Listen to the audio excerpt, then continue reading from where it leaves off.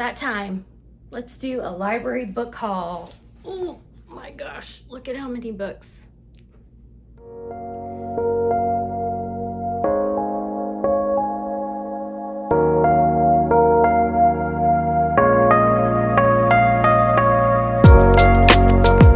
Welcome to my channel. I'm Michelle, and I get a lot of library books.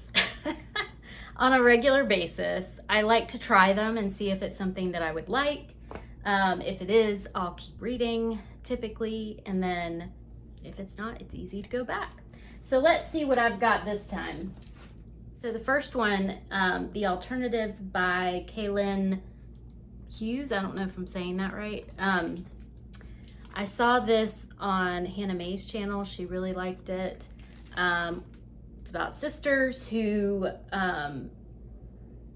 lose their parents in tragic circumstances. Then one day, the eldest sister, a geologist haunted by a terrible awareness of the Earth's future, abruptly vanishes from her work and home, and the others come together to look for her. So that's The Alternatives.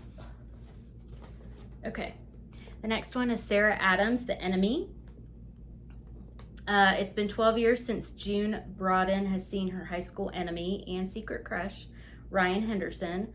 That's a long time to hold a grudge over some petty feud, but the sharp memory of him dangling a kiss at graduation, then pulling away at the last second, has fueled many angry fantasies since. Now it's her chance to get even. I have enjoyed Sarah Adams before I read The Cheat Sheet, and so I'm looking forward to trying another one of hers. Sweet little rom-coms. This one is Held by Ann Michaels. This was longlisted for the Booker Prize. I cannot remember if it was shortlisted. 1917, on a battlefield near River Escott, John lies in the aftermath of a blast, unable to move or feel his legs, struggling to focus his thoughts. He is lost to memory as the snow falls. A chance encounter in a pub by a railway, a hot bath with his lover on a winter night. 1920, John has returned from war to North Yorkshire near a different river. He's alive but still not whole. Reunited with Helena, an artist, he reopens his photography business and tries to keep on living. But the past erupts insistently into the present as ghosts begin to surface in his pictures. Ghosts with messages he cannot understand. I had gotten some of the books that were longlisted for the Booker Prize, some of them that sounded interesting to me. I just wanted to try them and see if they are something that I want to read.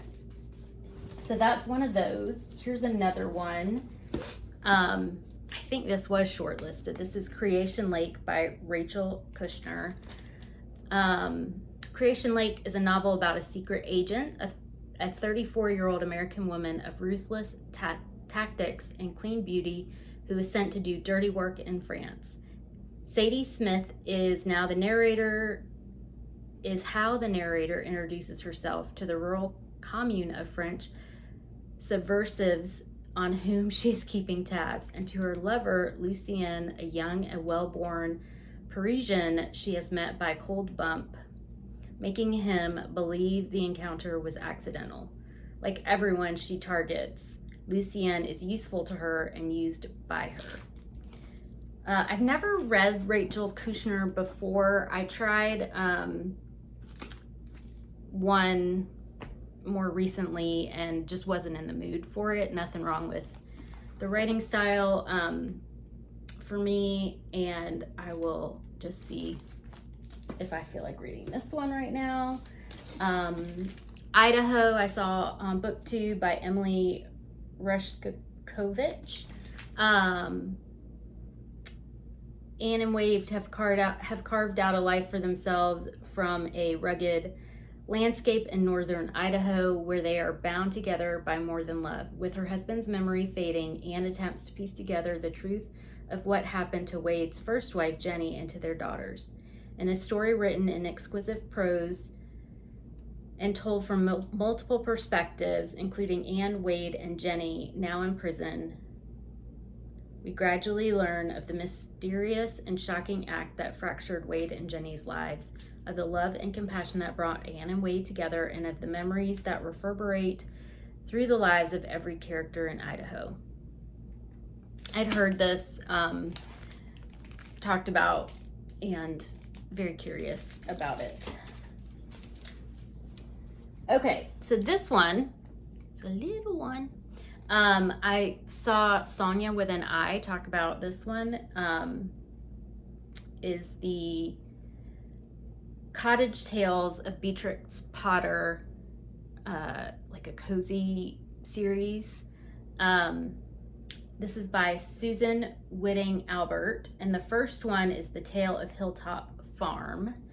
England, 1905, a Londoner, a female Londoner, has just bought a farm in rural Surrey.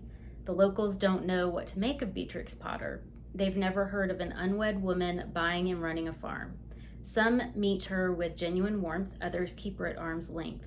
Beatrix, recovering from the death of her fiancé, believes she can heal in the countryside, a quiet place to work on her children's stories. But when a villager dies unexpectedly with allegations of foul play, Surrey turns out to be anything but quiet. So I'm curious. I don't know if I'm in the mood for like what I'm in the mood for. I saw this, I just picked it off the shelf, which I like to do sometimes. This is The New Me by Hallie Butler.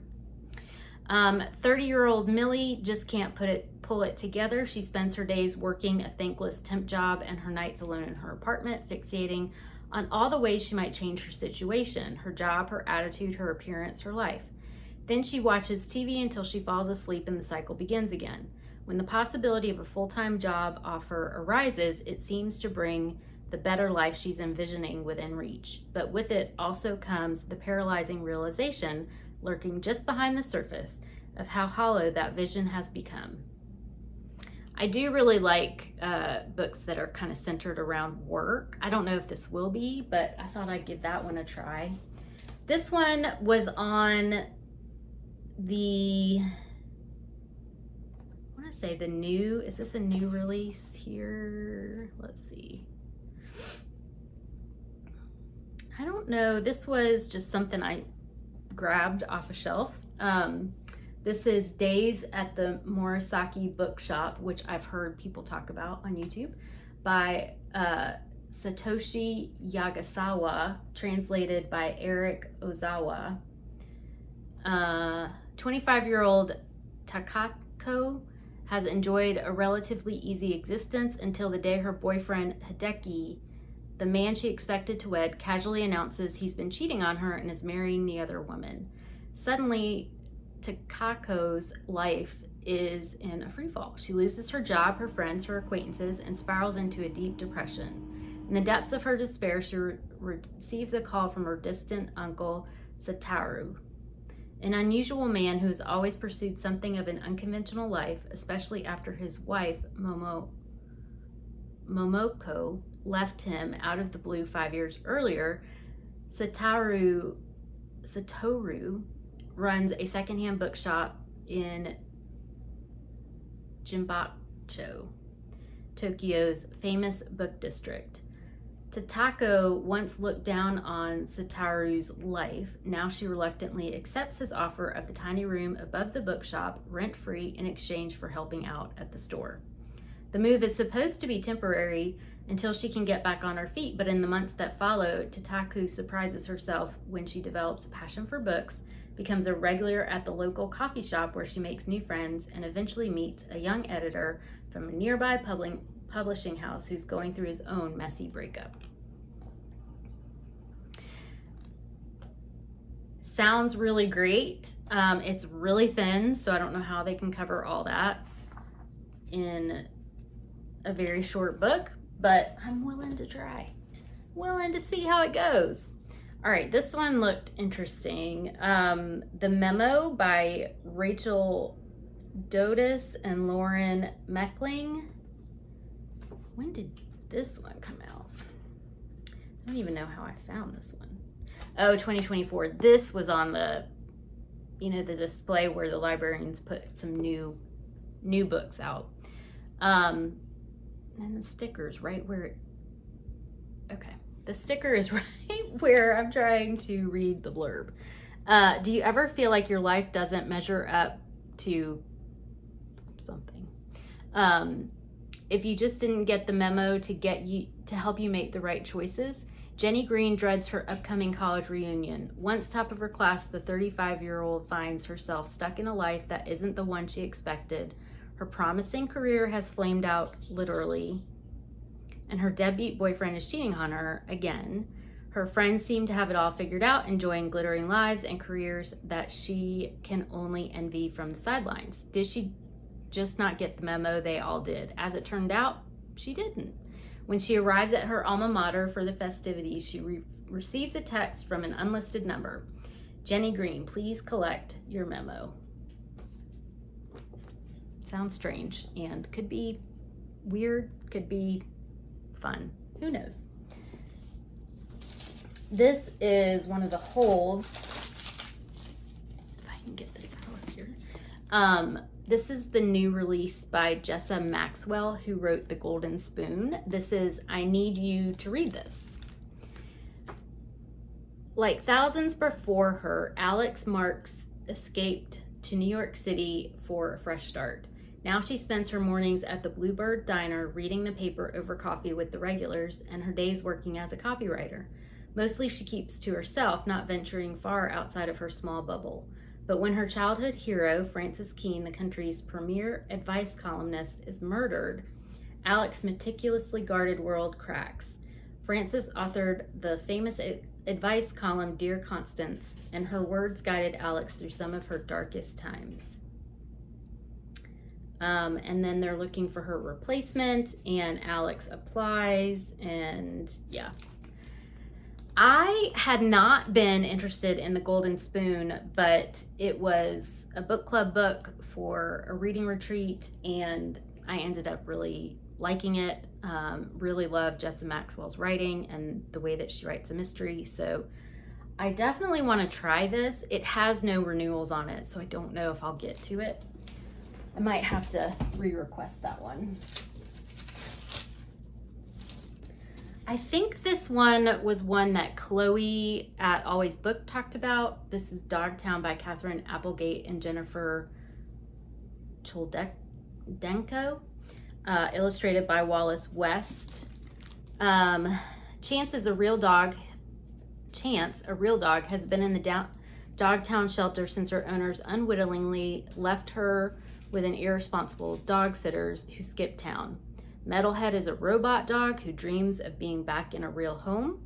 And Mouse is a mouse who has the run of Dogtown, pilfering kibble and performing clever feats to protect the dogs he loves. When Chance and Metalhead embark on an adventure to find their forever homes, they find danger, cheese sandwiches, a charging station, and some unexpected kindness along the way. So this is a middle grade. I was just interested in trying. So we'll see how that one is. This is another one that, again, I can't remember who mentioned this on BookTube, but I know it was BookTube somewhere. This is The Appearing House by Ali Malineko. Let's see. For as long as anyone could remember, there wasn't a house at the dead end of Juniper Drive until one day there was. When Jack first sees the house, she's counting down to the 5-year anniversary of her cancer diagnosis, when she hopefully will be declared NED, or no evidence of disease. But with the house appearing and her hands shaking and a fall off her bike, Jack is starting to wonder if these are symptoms or if something stranger is happening. So if you recommended this, thank you. I'm going to read it. I'm sorry I don't remember who who recommended it, but I'm excited to try that author. I think that's it. The bag's empty. Yay! So those are my library books. I also have my 2 book club books out right now. We'll see if I get to as well. How are you doing this month? Do you have any books out from the library that you're interested in getting to? Come back and find out if I read some of these. Just hit the subscribe button and the notification, and you'll find out when I post a new video. And I hope you all are having a great reading month, week, and I'll see you soon. Bye.